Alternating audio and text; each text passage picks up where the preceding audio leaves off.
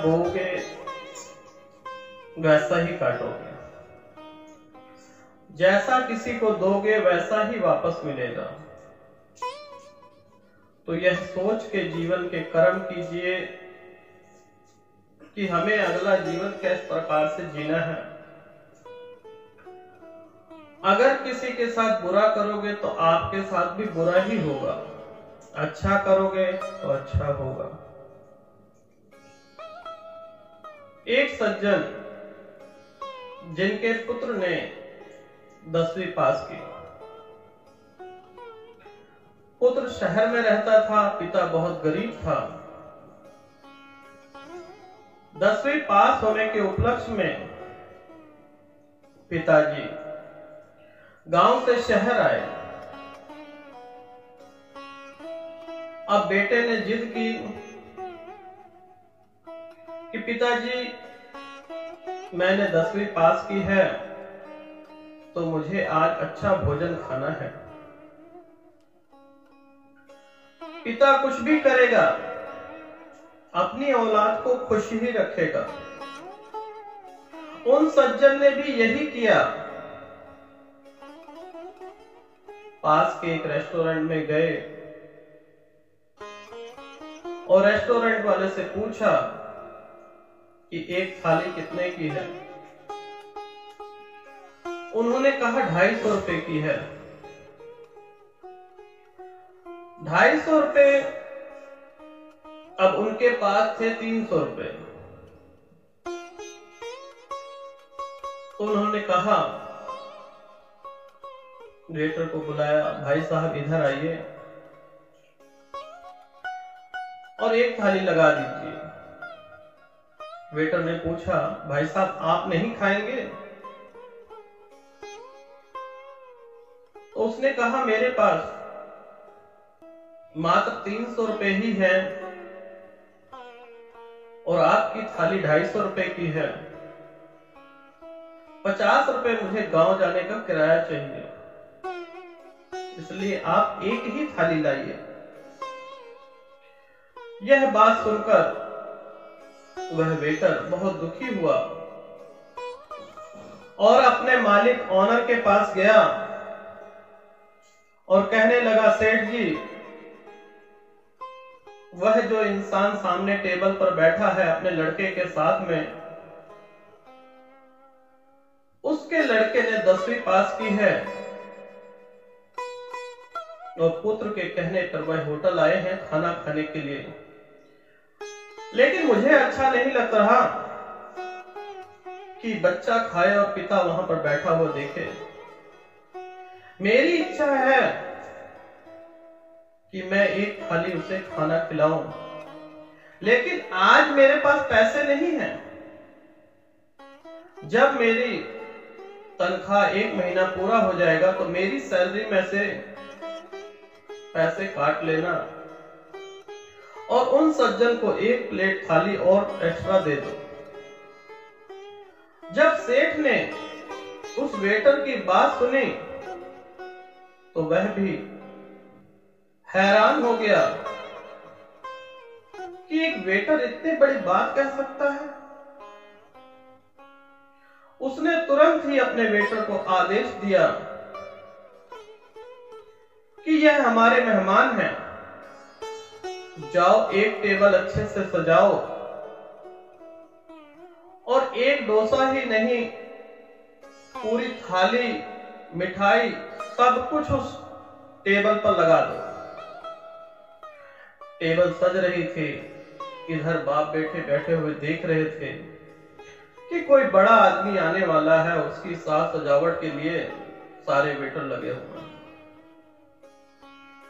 उस दुकान का मालिक पिताजी के पास गया और कहा कि आइए भाई साहब बैठिए, बेटा इधर बैठिए और जो इच्छा है जो चाहो आप खा लो। पिताजी कहने लगे, साहब मेरे पास तो मात्र 250 रुपए ही हैं और 50 रुपए मेरे पास गांव देने के लिए। सेठ ने कहा, आपका पुत्र या मेरा पुत्र एक ही समान है। इसने 10वीं कक्षा प्राप्त की है, कहने का अर्थ 10वीं क्लास पास की है। देश का नाम गौरव होगा, यह हमारा भी नाम गौरव होगा। यह हमारे तरफ से इस बच्चे को उपहार है। नम आंखों से पिता ने उस सेठ को धन्यवाद दिया, भोजन किया। भोजन के पश्चात सेठ ने 5 पैकेट अलग से थाली के दिए और कहा कि यह ले जाना और अपने बीवी बच्चों के लिए।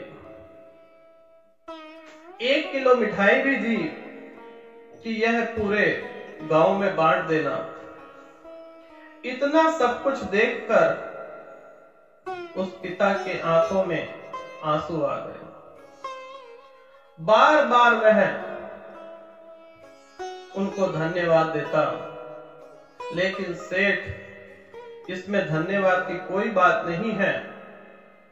क्या आज मेरा बेटा पास हुआ होता तो क्या उत्सव नहीं होता? तब भी उत्सव होता। क्या तेरा क्या मेरा, यह देश का भविष्य है। चिंता ना करें, यह मेरी तरफ से उपहार है आपकी फैमिली और आपके बच्चे के लिए। सेठ ने इतना कहते हुए उपहार स्वरूप उसे 5 पैकेट भी दिए और 1 किलो मिठाई का डब्बा भी दिया। अब 10 साल पश्चात उस नगर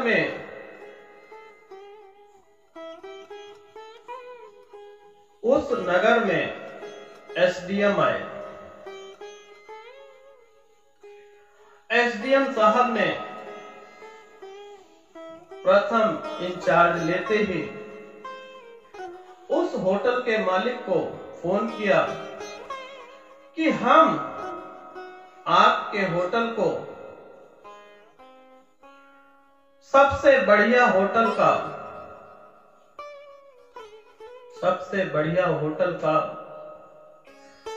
इश्तिहार देना चाहते हैं कि यह इस नगर का सबसे बेस्ट होटल है और आपको सम्मानित करना चाहते हैं और आपके यहाँ भोजन करने की इच्छा है। अब वह सेठ सोचने लगा, ना तो मैं इस डीएम को जानता हूं, ना कभी मैं मिला हूं, तो वह मुझे सर्वश्रेष्ठ होटल का उपहार क्यों देना चाहते हैं। दिन भर परेशान रहे सेठ जी।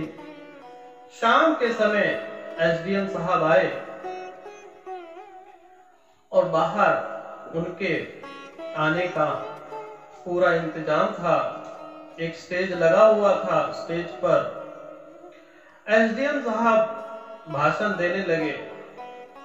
वहीं पर सेठ जी भी विराजमान थे। भाषण में उन्होंने कहा, क्या आप लोग जानते हैं, कमाते खाते तो सभी लोग हैं, पेट अपना तो सभी भरते हैं, जो दूसरों की खुशी में अपनी खुशी ढूंढ ले उससे बढ़िया क्या है।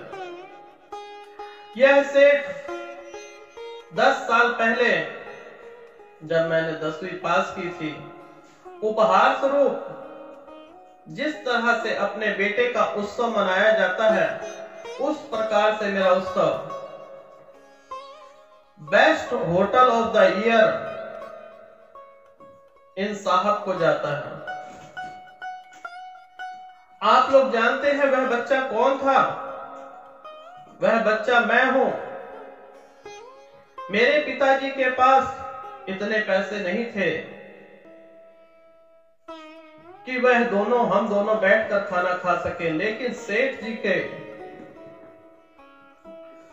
जो हमारे ऊपर परोपकार किए, उसकी वजह से हमारी पूरी फैमिली ने उत्सव मनाया और मेरा उत्सव तो वैसे ही हो गया। इसी वजह से आज मैं best hotel of the year सेठ जी को देना चाहता हूं। तो आपको ज्ञान क्या मिला? किसी को छोटा मत समझिए। टाइम बदलने में, वक्त बदलने में टाइम नहीं लगता। वक्त कभी भी किसी वक्त भी पलट सकता है। जो आज भिखारी है कल राजा, और राजा रंक बन सकता है। दूसरों से जो व्यवहार करेंगे वही वापस मिलेगा। मनुष्य जीवन मिला है, प्रेम से जिए और प्रेम से जीने दें। जो बोएंगे वही काटेंगे। क्या पता था उस सेठ को कि वही एक दिन एसडीएम बन जाएगा? जानते हैं? नहीं पता होने के बावजूद भी उसने उसके ऊपर परोपकार किया। आप भी प्रण लीजिए कि जीवन में कोई ना कोई शुभ कार्य, चाहे अपने समाज के लिए हो, चाहे देश के लिए हो, चाहे पूरे विश्व के लिए हो, कोई ना कोई कल्याणकारी योजना बनाए। एक से एक दो होते हैं, दो से दो चार हो जाते हैं, और 4 से 4 करोड़ भी हो जाते हैं। एक की संख्या की जरूरत होती है, अरबों खरबों तक पहुंच जाते हैं। एक आदमी को खड़ा होना पड़ेगा। आज इस कोरोना काल में भी प्रण लीजिए किसी भी कोरोना मरीज की मृत्यु न होने पाए।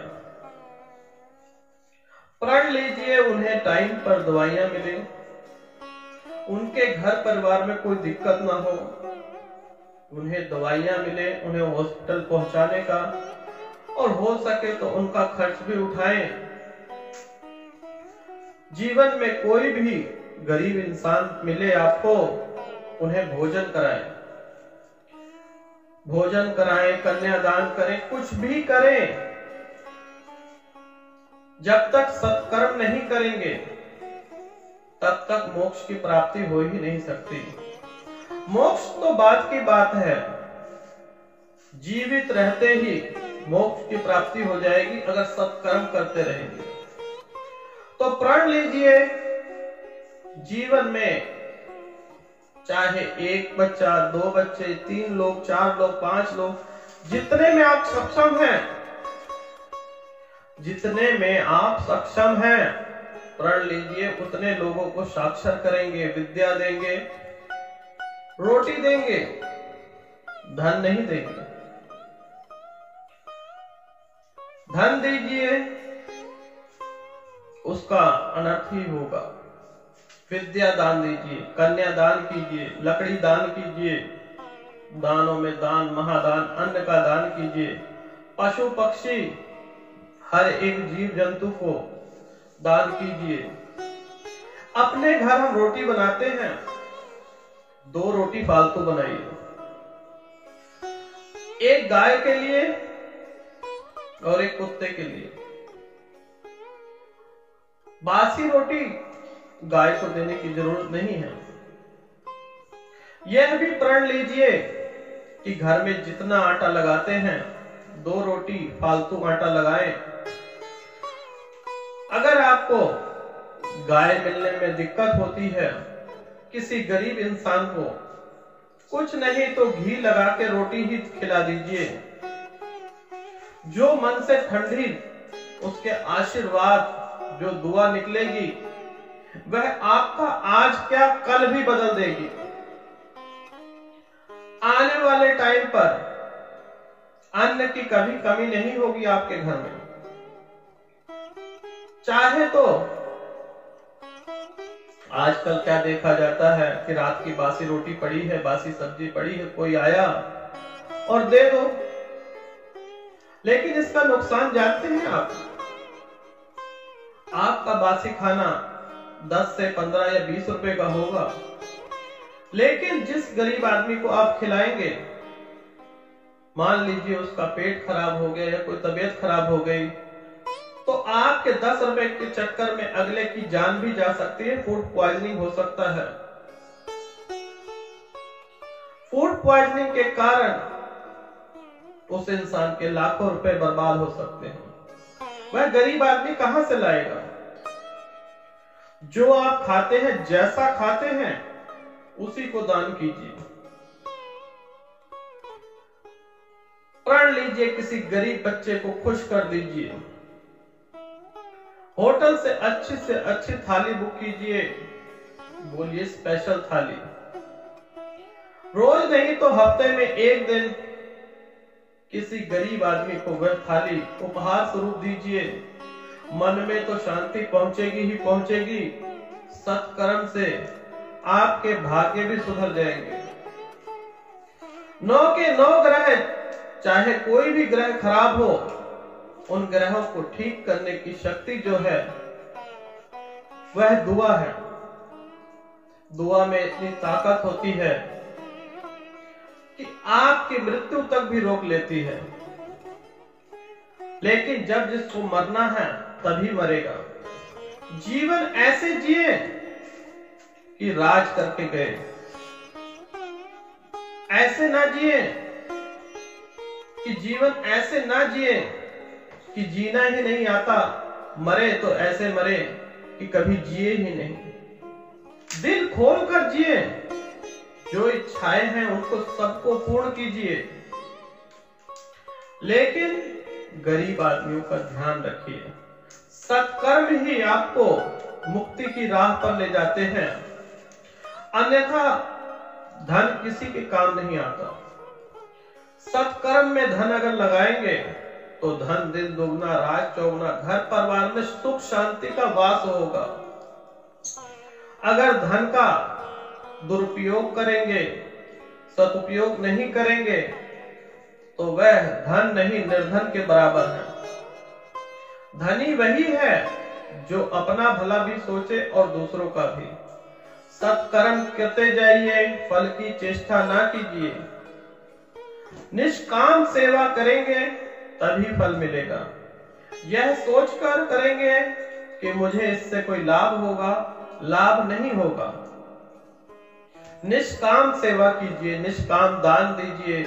जो भी कार्य करें निष्काम करें, निष्काम में बड़ी शक्ति है।